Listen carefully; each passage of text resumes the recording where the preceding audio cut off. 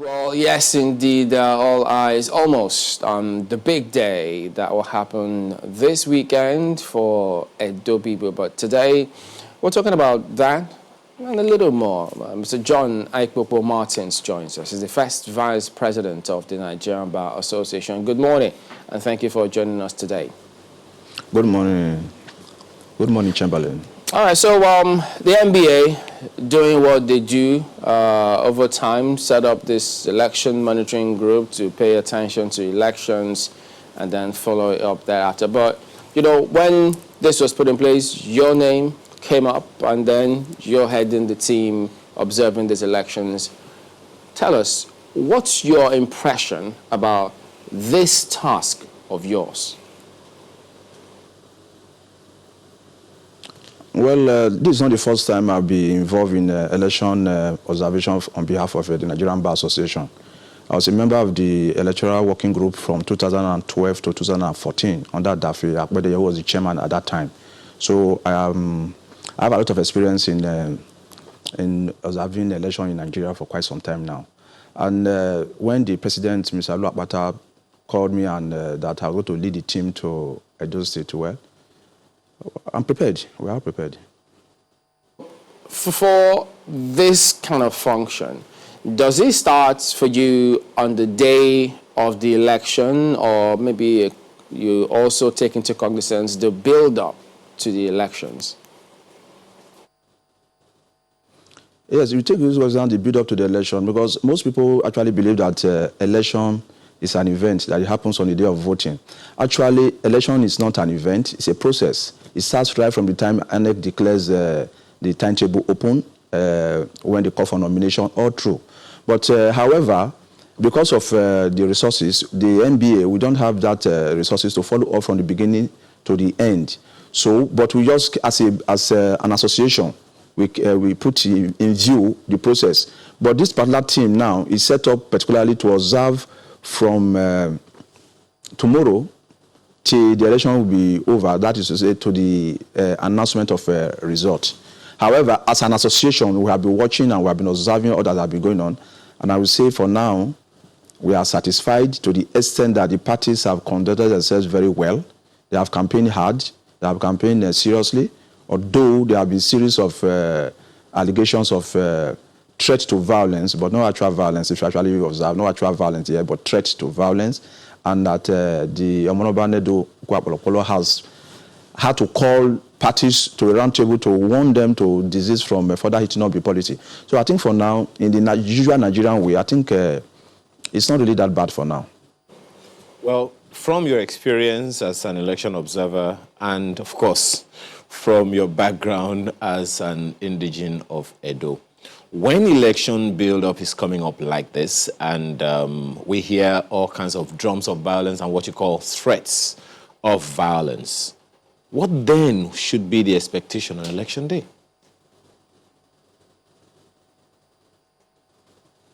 Well, the expectation, the only thing I observe is that when anytime there's a build-up to election in Nigeria, there's usually a lot of threats, a lot of hot words from both several actors. But at the end of the day, during the election particularly, it does not actually translate to actual violence in just such a large scale that we get us panicky. Again, in Edo State, we don't really have a culture of election violence per se. If you check through through history, Edo State, well, we have visually had peaceful elections. And I'm very sure we're going to have peaceful elections in this particular one. Although, to be very frank, I think the temperature is very high. The temperature is very high, but I think that at the end of the day, we're going to have an election that will be devoid of violence. Particularly because from my contacts from Edo State, I know the security is very, very tight now. There are a lot of soldiers, a lot of policemen on the streets. And that way, I think I'm very sure that will dissuade merchants of violence from actually going out to disrupt the election in a violent way. But we watch. Let's see what happens tomorrow. But I'm very sure it's going to be very peaceful. But you said just now that the temperature is very high. The tension is really up there. So how are we going to market to the people with that tension that you have just noted yourself? How are we going to market to the people to come out to vote? Yes, I think that's where the challenge is. Telling persons, the voters to come out and vote. Usually, from experience too, when elections, in the early mornings of the elections, people stay at home. They are watching, they are listening to see what is happening outside. But when the reports are coming out that, well, all is well, there are soldiers and policemen everywhere, people start coming out. I'm going to, like I keep saying, I'm very sure because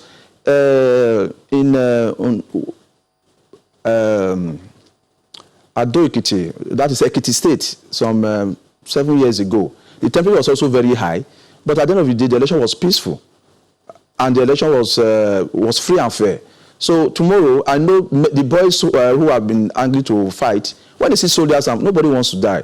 Like I said, the report I had yesterday from Edo State is that the security is very high, and I'm very sure it will dissuade the merchants of violence from actually taking out, perpetrating their acts.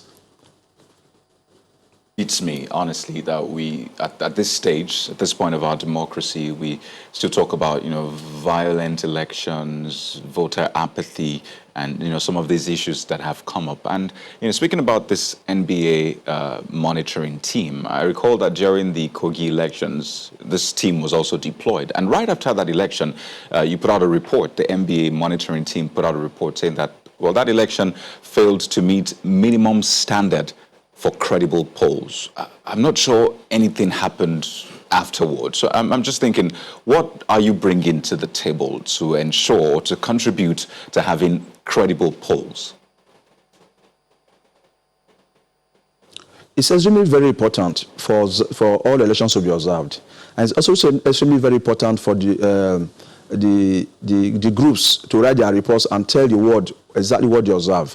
I do know that INEC, though when every observing group must send reports to INEC within a certain time, and I know they do act on these reports when they go forward to conduct further elections.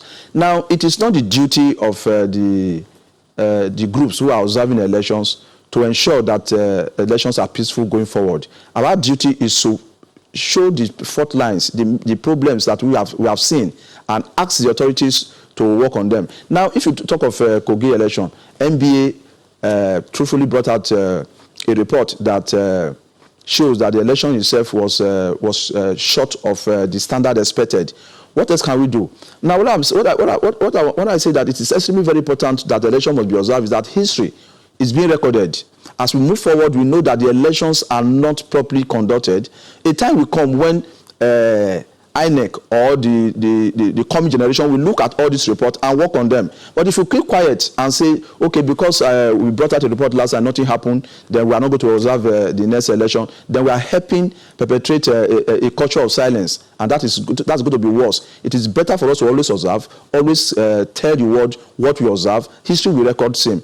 And as we go forward, I hope that INEC will be picking and learning from the points raised by, or the observation made by observers to plan better elections.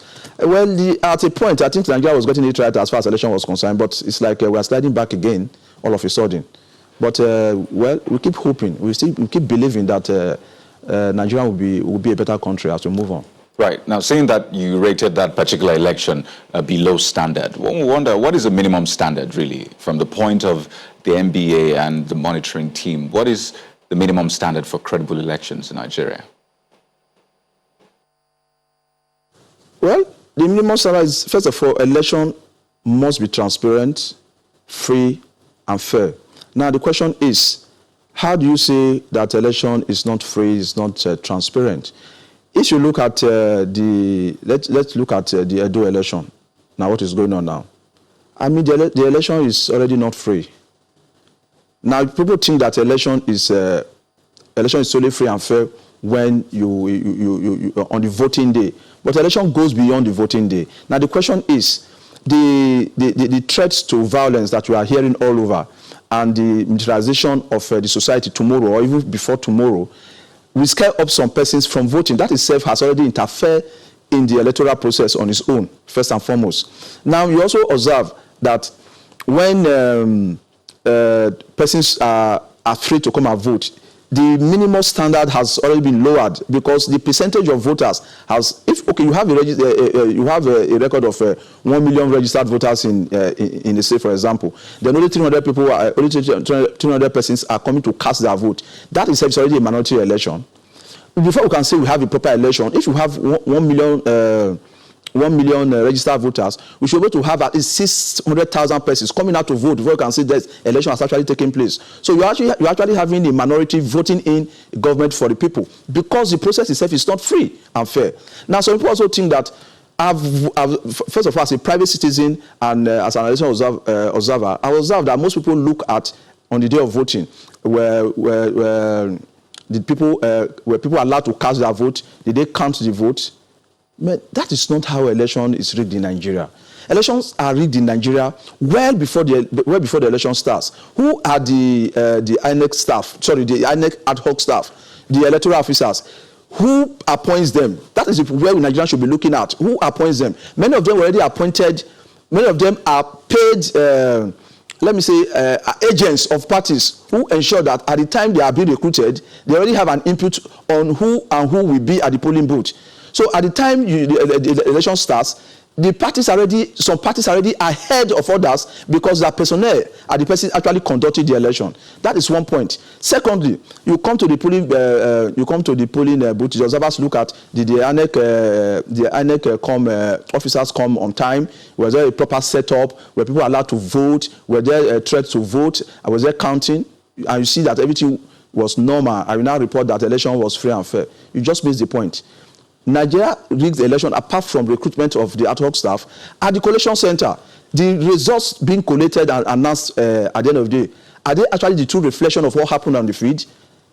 And most observers just look at the time the results are announced at the polling booths, we go home and say, well, all is well. But at the time these elections are now being collated from the ward level right to the local government level, then right down to the state level, that is when these things are touched. This is when things are manipulated. And when you go to court, you cannot prove otherwise because the documents look regular, whereas they are not really regular because they have been touched. So when we are talking about the election in Nigeria, well, they are really not really free and fair. Let me put it like that. Well, since you also take a look at issues that happened before the election, some of which you highlighted, what do you think about the president's approval of what they call the Micro Enterprise Enhancement Scheme, where they'll be disbursing funds to 2,000 women and youths in Edo State, which will run through from 15 to 17 today in this state? It's headed by the Minister of State for Labor and Productivity, to be organized by the NDE. The wife of the APC candidate will also be involved in that. What's your impression of that scheme? Allegation is true, because I'll be trying to confirm that allegation. If that allegation is true, I think it is in bad taste, because the law says that transparency must not, a process must not only be transparent, but must be seen to have been transparent. The ordinary man on the street, what will the ordinary man on the street think? Now, if there's an election coming up in a few days, and one party who is in government is disbursing money, it's governmental, it's actually a governmental scheme, but using that period to execute that scheme, wherein money is being paid to persons, and major players in the elections are expected to head or are heading the distribution of that money. Well, I will say with due respect that it is not proper at all. That is the truth of the matter. It's not proper. It shouldn't be done. And if they're doing it, they should stop it. It's not proper. It has a tendency to induce sympathy on behalf of one party against another. But again, we have been following up the election. We also find out there are videos all over the place of different parties sharing money, sharing wrappers, sharing kerosene, and all over the state. So you find out that every other party is trying to use underhand measure to gain sympathy or to gain votes. So it's a corrupted system. But we do the best we can in the whole system.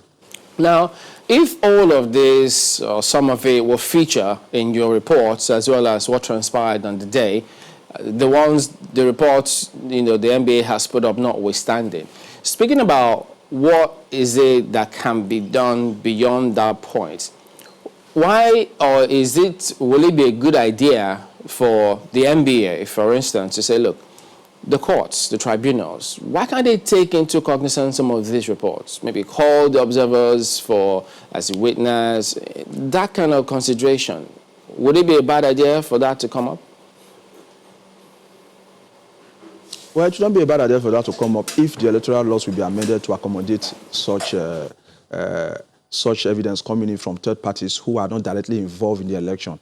And secondly, I want to say that one of the major problems we have in Nigeria, as far as the judicial aspect of electoral process is concerned, is that a loser in an election is expected to prove that the election was irregular. I think it's always a very tall task for a loser to be able to prove that. I think the electoral laws should be amended to put the burden of proving that the election was regular on INEC. Because if INEC conducted an election and INEC is now made a respondent in an election petition, of course, they will naturally defend what they have done. But if they are the burden of proving that the election was properly conducted, it's on them. Then all the loser needs to do is to collate and show, prove that this was rightly done, and INEC is made to prove that. Then maybe we might have we must start having better elections. But as it is now, the loser is made to prove that the election was not properly conducted. Man, it's a very difficult process. It's a tough task as it is. Now, on the issue of strenuous, the law as it is in Nigeria today cannot accommodate the opinion or evidence of observers to come and prove that what they observe during the election. Is NBA called as witnesses? I don't think it will really go to. People will then, listening to you, will expect the NBA. It really help the issue. Yeah, but people will expect the NBA to champion some of these reforms concerning the law, because you've been involved in election observing for a long time. So will that happen from the NBA? Yes. You see, when I was a member of the election working group from 2012 to 2014, I represented the NBA in many seminars and conferences organized by INEC and other donor organizations. And these points have been made over and over again in all those seminars. INEC will keep telling you that there's nothing they can do except the electoral laws are amended. Who have the power to amend the law?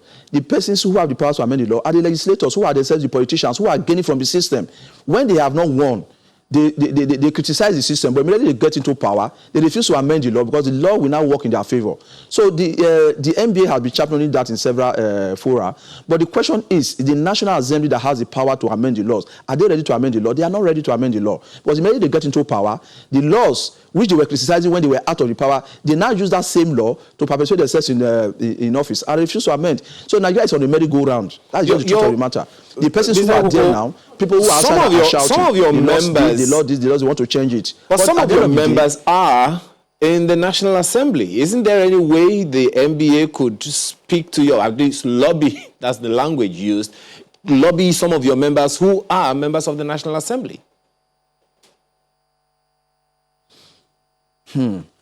Well, we have a lot of lawyers in the National Assembly, but most of them, they don't think, with due respect to them as lawyers, they think like politicians. Because if they think like lawyers, most of the laws that we have would have been better. But they think like politicians. So sometimes when you engage them, they tell you that, do you think we don't know what to do? But we have to protect our interests. So at the end of the day, the Nigeria project is about protection of interests, selfish interests as against the interests of the generality of Nigerians. We interface with them, but most of them are not lawyers in the real sense of the word, to the extent that their allegiance is not to the NBA, their allegiance is not even to the society, their allegiance is to their party and their selfish interests. So they find it difficult when they get in there to to amend these laws to conform with best practices. No, but the thing is, I mean, if they were there, or if you were there, for instance, wouldn't you protect your interests? You would do the same thing as a politician. Whatever favors you is what you would do. So the thing is, they don't have to be ready to amend it. Shouldn't we be the ones to make them amend it, because they are our representatives? We shouldn't sound defeatist, should we? When I say that, you see, when I said just now that even though the NBA, when our report in Kogi was not favorable, that the election was not free and fair, and now you ask the question, okay, if nothing was done, why you still go to Edo State? I said it is our duty to keep talking. It's our duty to keep observing. At least history will record that, and maybe someday they will listen. Now, at the National Assembly, the persons who are legislators, they don't listen. Say, we lobby. We cannot do beyond lobby. And we engage them. We cannot do beyond engaging them. But if they refuse to do the needful, what are we going to do? Now, again, one should expect the judiciary to be more proactive, but then, because any pronouncement made by the court is what the law is. But when you get to the court, what do you get? Sometimes they don't also interpret these laws, you understand me, in order to make the society move forward. They rather interpret the laws, you understand me, to keep us in one spot. Look at the issue of what do you call that? Those I've forgotten the name. These machines. I've forgotten the name now. When it was interpreted to say that because it was not provided directly under the Electoral Act, therefore it is unlawful. Are you talking about the card readers? Hello?